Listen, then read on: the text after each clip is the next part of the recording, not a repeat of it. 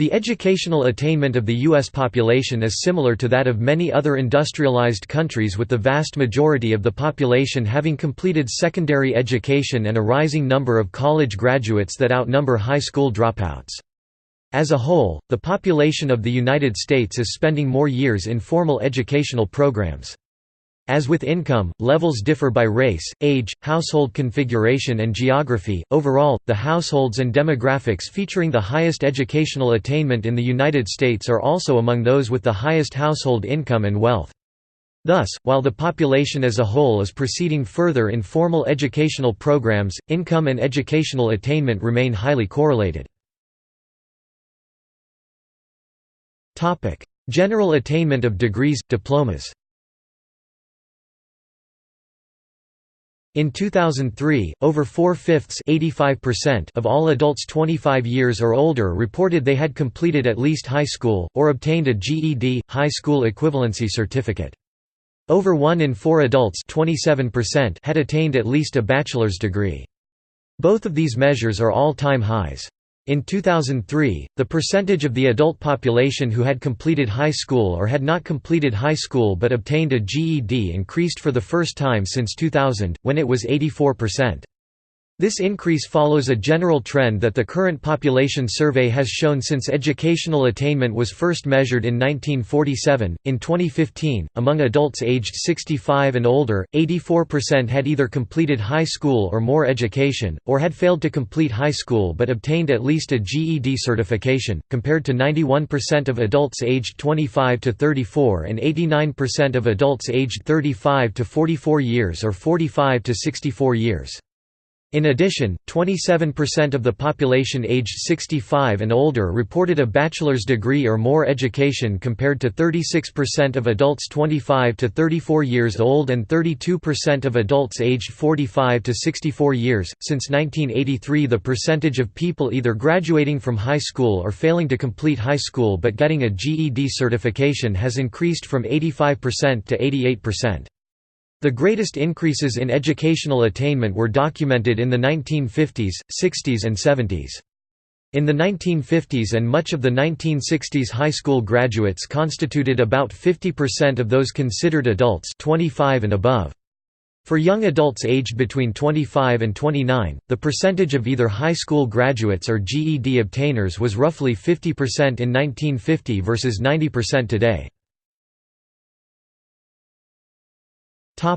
Gender.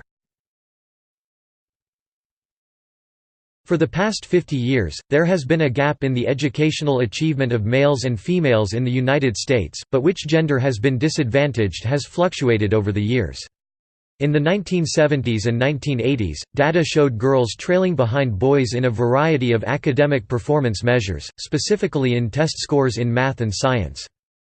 Data in the last 20 years shows the general trend of girls outperforming boys in academic achievement in terms of class grades across all subjects and college graduation rates, but boys scoring higher on standardized tests and being better represented in the higher-paying and more prestigious STEM fields: science, technology, engineering, and math. Gender gap in literacy. Traditionally, girls have outperformed boys in reading and writing. Although this gap may be minimal in kindergarten, it grows as students continue their education.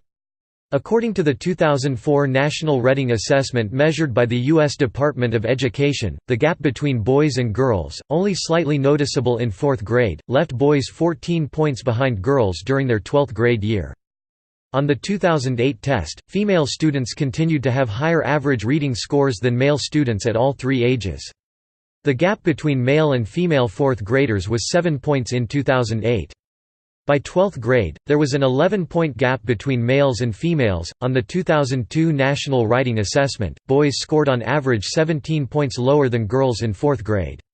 The average gap increased to 21 points by 8th grade and widened to 24 points by senior year in high school. In the more recent 2007 National Assessment of Writing Skills, female students continued to score higher than male students, though margins closed slightly from previous assessments. The average score for female 8th graders was 20 points higher than males, down 1 point from the 2002 score. For 12th graders, females outscored males by 18 points as opposed to 24 points in 2002. All of these assessments were conducted on a 100-point scale. Topic: Graduation rates. Overall, women have surpassed men in terms of completing secondary and post-secondary education, with the gender gap almost completely reversed. In 2006, 10.3% of males and 8.3% of females dropped out of high school. In 2005–2006, women earned 62% of associate degrees, 58% of bachelor's degrees, 60.0% of master's degrees, and 48.9% of doctorates. According to recent Dataphone, 55% of college students are females and 45% are males. From 1995 until 2005, the number of males enrolled in college increased by 18%, while the number of female students rose by 27%. Males are enrolling in college in greater numbers than ever before, yet fewer than two-thirds of them are graduating with a bachelor's degree. The numbers of both men and women receiving a bachelor's degree have increased significantly, but the increasing rate of female college graduates exceeds the increasing rate for males. In 2007, the United States Census Bureau estimated that 18,423,000 males over the age of 18 held a bachelor's degree, while 20,501,000 females over the age 18 held one. In addition, fewer males held master's degrees, 6,472,000 males compared to 7,283,000 females. However, more men held professional and doctoral degrees than women. 2,033,000 males held professional degrees compared to 1,079,000, and 1,678,000 males had received a doctoral degree compared to 817,000 females. In 2015, the United States Census Bureau estimated that 36.1% of individuals between the ages of 25 to 34 had a bachelor's degree, with 36.3% in individuals aged 35 to 44, 32% in individuals 45 to 64, and 26.7% in individuals 65 and older. In 2016–2017, women are projected to earn 64.2% of associate degrees, 59.9% of bachelor's degrees, 62.9% of master's degrees, and 55.5% of doctorates. Ethnicity and race.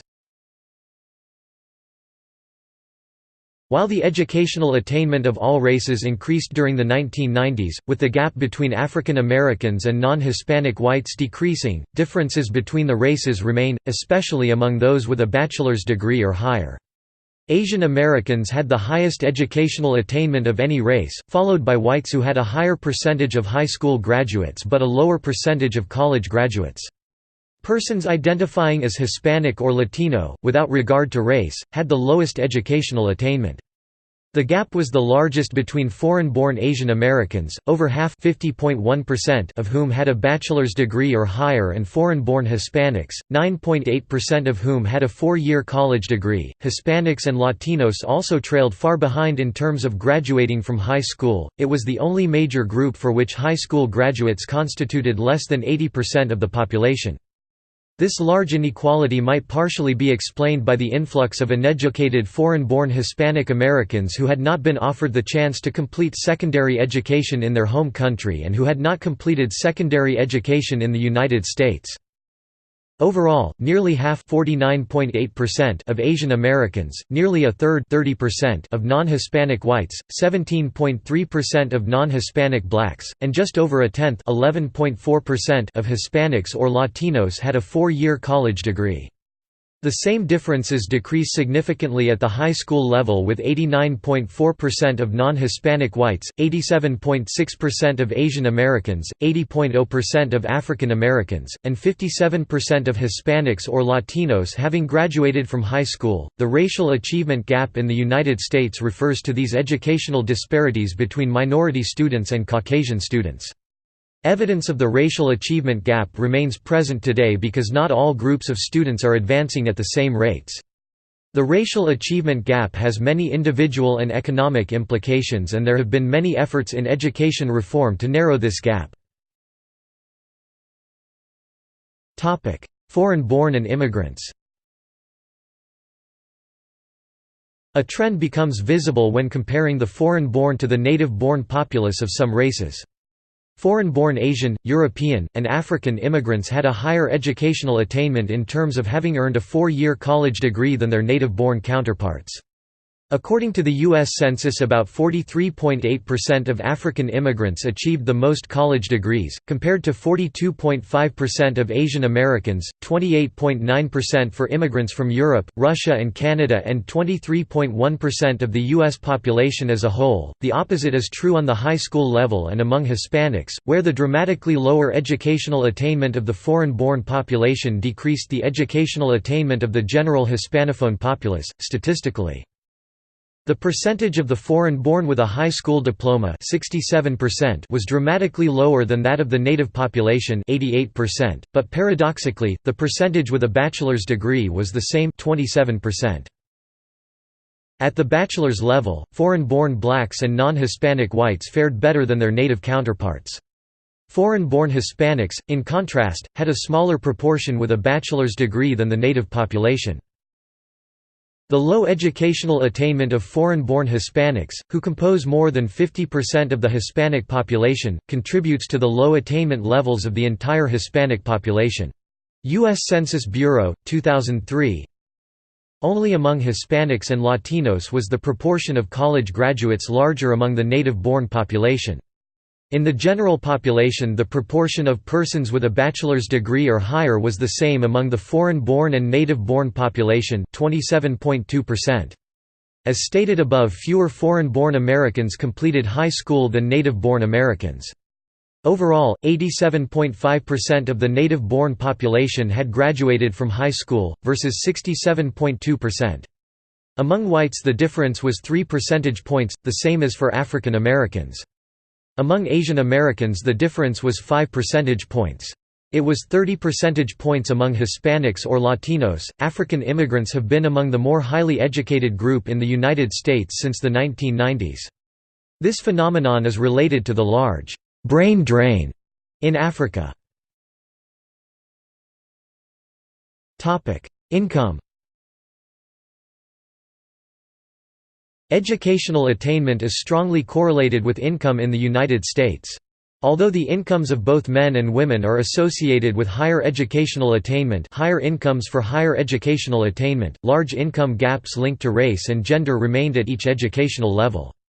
In 2003, average incomes ranged from $13,459 for a male high school dropout to $90,761 for a male with an advanced degree. The most significant average income difference was between those who had some college education or an associate degree and those who had a bachelor's degree. While those with some college averaged $31,046, those with a bachelor's degree averaged $51,194, over $20,000 (64.9%) a year more. The second most dramatic difference in average income was between those with a bachelor's degree with $51,940 and those with an advanced degree who made $72,824, roughly $21,000 (42.2%) more. The least significant difference was between those who had graduated from high school and those who had either some college or an associate degree. Here the difference was a mere $3,766 or 13.8%. The difference between those with a high school diploma $30,000 and those who did not complete high school $18,826 was $8,454 or 45%. Overall, the income in the United States for all sexes, races and levels of educational attainment was $36,308 annually. Even though African immigrants are claimed to have higher educational attainment rates than any other group, they were the hardest hit during the most recent recession beginning in 2007. This shows that race and/or ethnicity may play a role in income levels and job selection. Source: U.S. Census Bureau, 2003. The change in median personal and household income since 1991 also varied greatly with educational attainment. While both the overall median personal and household income increased since 1991, this increase did not take place on all levels of educational attainment. The overall income increased over the course of the 1990s, reaching its high in 1999, but has been decreasing ever since. In 1991, the median household income in the U.S. was $40,873 in 2003 dollars, while the median household income in 2003 was $45,016. In 1999, however, the median household income was $46,236, 2.7% higher than today. While this trend held true for all levels of educational attainment, the extent of tyrannical fluctuations in income were greatly influenced by educational attainment. Overall, the median household and personal income decreased for those with more than a ninth grade education but less than a 4-year college degree since 1991. In other words, the median household income decreased for households and individuals at the high school dropouts and graduate, some college, and an associate degree level. Income did, however, increase for those with a bachelor's degree or more. The following table shows the median household income according to the educational attainment of the householder. All data is in 2003 dollars and only applies to householders whose householder is aged 25 or older. The highest and lowest points of the median household income are presented in boldface. Source: U.S. Census Bureau, 2003. Yellow indicates the year with the lowest median income while green indicates the year with the highest reported median income. Among the races, educational attainment retains its dramatic effect on average income, which varies significantly at each educational level. European Americans, white Americans had the highest average income at every level of educational attainment. However, the proportion of those having college degrees is greater among Asian Americans than among non-Hispanic whites, and the overall highest average income is found among Asians. All races except whites ranked last on at least one level, with African Americans ranking last on the non-high school, high school and advanced degree level. Asians were second highest on the college graduate level and had the highest overall income among the general population. They also had the lowest average annual income for those with some college education or an associate degree. Racial income difference were also significant at every level of educational attainment, with the largest racial inequality being between European and African Americans who did not complete high school and those with advanced college degrees. Overall, European Americans with an advanced degree had the highest average annual income with $74,122. Asian Americans had the second highest with $72,852. Hispanics and African Americans had the lowest annual incomes among those with advanced degrees, averaging $67,679 and $59,944 annually.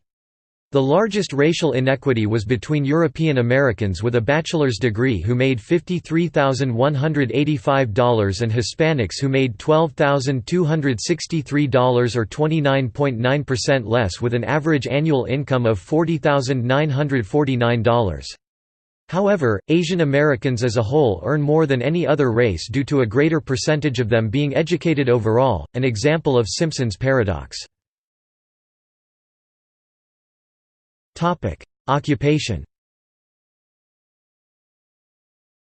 The educational attainment varied significantly among the different types of occupations. The highest occupational attainment was among those in the professional and related fields, followed by those business, management and financial related occupations. The professional, managerial fields were the only two occupational fields where college graduates with a bachelor's degree or higher represented the majority.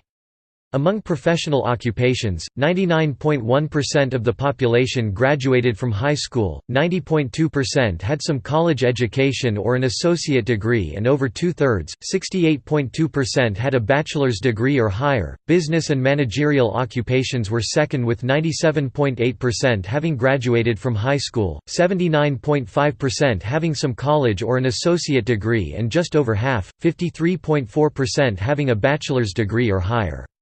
While nearly all employment fields feature a population where over 80% had graduated from high school, with over a third having some college education or an associate degree, the fields relating to agriculture, construction, manufacturing, and transportation did not.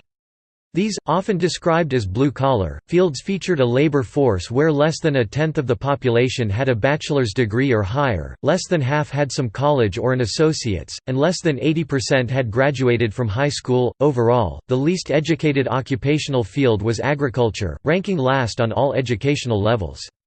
Here 55.4% had graduated from high school, roughly one-fifth (20.8%) had some college education or an associate degree, and 6.8% had a bachelor's degree or higher. While the largest occupational field, that consisting of professionals and relating occupations was also the largest field, the fields with lower educational attainment combined were larger than the professional and managerial fields combined. Overall, 38.02% were employed in the professional and managerial fields, while 61.89% were employed in the other white and blue-collar fields, where those with a bachelor's degree or higher constituted less than a third of the workforce. Geography. Educational attainment among the population aged 25 and above varied rather slightly with geography region. The population of the northeastern United States, which had the smallest population of any region with 36 million residents, had the highest percentage of high school and college graduates. The western United States had the highest percentage of those with some college or an associate degree and ranked second for college graduates. The South, which had by far the largest population with roughly 66 million people, had the lowest educational attainment at every level. The proportion of high school graduates was the largest in the Midwest, while the proportion of those with some college or an associate degree was the second, and that of those with a bachelor's degree or higher was the third largest of any region. Topic: Social class and education. Educational attainment is one of the primary indicators of social class in the United States.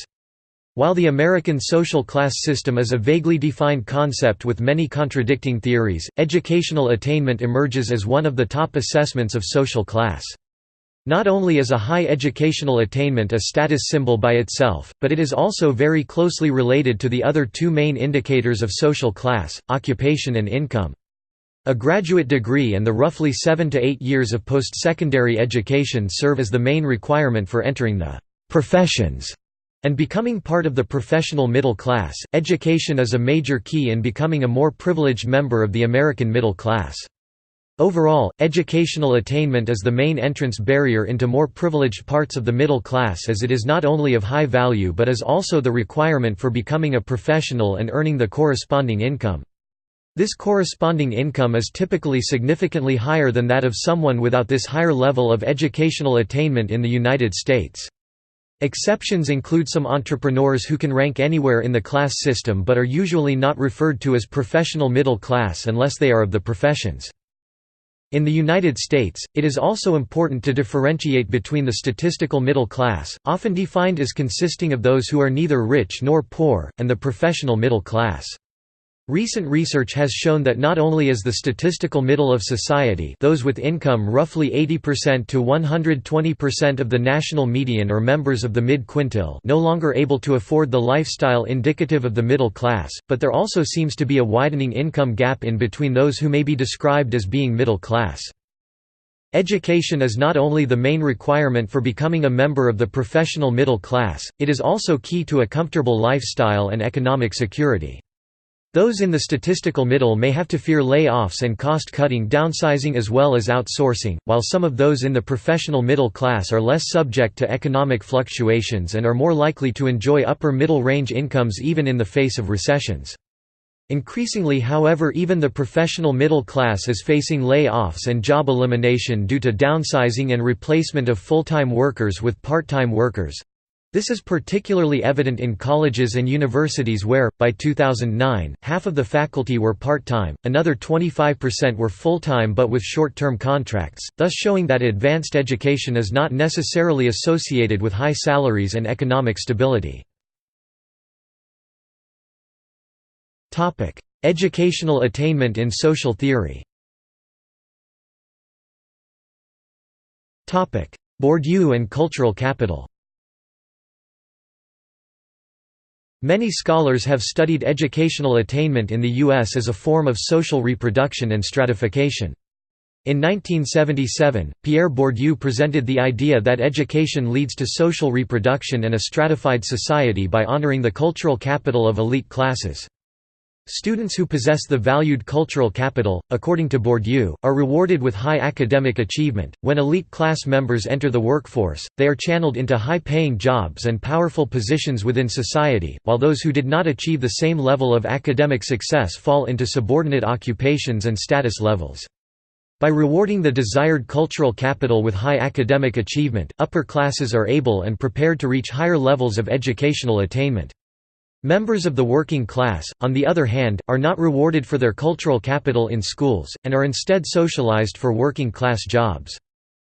Leroux and concerted cultivation. Annette Leroux also addresses the factors that lead to social stratification in educational attainment. Leroux's idea of concerted cultivation refers to an active involvement of parents in a child's learning and development experiences by creating and controlling organized activities for their children. According to Leroux, middle-class parents engage in concerted cultivation to teach their children, while lower and working-class parents do not. Leroux further explains that schools firmly encourage and expect parents to use concerted cultivation as a child-rearing strategy. The child-rearing practices of lower and working-class families thus do not comply with the standards of educational institutions. As a result, lower and working-class students develop a sense of distance, distrust, and constraint in educational institutions, while children of middle-class families gain a sense of entitlement. These differences in child-rearing practices lead to children of lower and working-class families to lack the necessary life skills that the children of the middle class possess, further isolating them from educational opportunities. In the United States, education attainment typically is viewed as a sign of social status. Collins and credentialism. Randall Collins contributed the idea of credentialism to the study of class-based differences in educational attainment. Collins maintains that public schools are socializing institutions that teach and reward middle-class values of competition and achievement. In this view, elites are selectively separated from other students and placed into prestigious schools and colleges, where they are trained to hold positions of power. By teaching middle-class culture through the public education system, the elite class ensures a monopoly over positions of power, while others acquire the credentials to compete in a subordinate job market and economy. In this way, schools of medicine, law, and elite institutions have remained closed to members of lower classes. See also American middle-class education in the United States. Household income in the United States. Literacy in the United States. Poverty in the United States. List of U.S. states by education attainment. Racial achievement gap in the United States. General, academic degree status. Attainment. References. Further reading. Sonny Decker 1969, An Empty Spoon, New York, Harper & Row. James Herndon 1968–1969, The Way It's Supposed to Be, reprint, New York, Bantam. James Herndon 1971–1997, How to Survive in Your Native Land, reprint, Portsmouth, New Hampshire, Boynton, Cook. James Herndon 1985, Notes from a Schoolteacher, New York, Simon & Schuster. Holly Yetic and Sterling C. Lloyd 2015, Graduation Rate Hits High, But Some Groups Lag, Education Week. External links. Educational attainment in the United States, 2003, U.S. Census Bureau. The Big Payoff, Educational Attainment and Synthetic Estimates of Work-Life Earnings, U.S. Census Bureau. Map, Graduation Rate by State, Student Group, Education Week.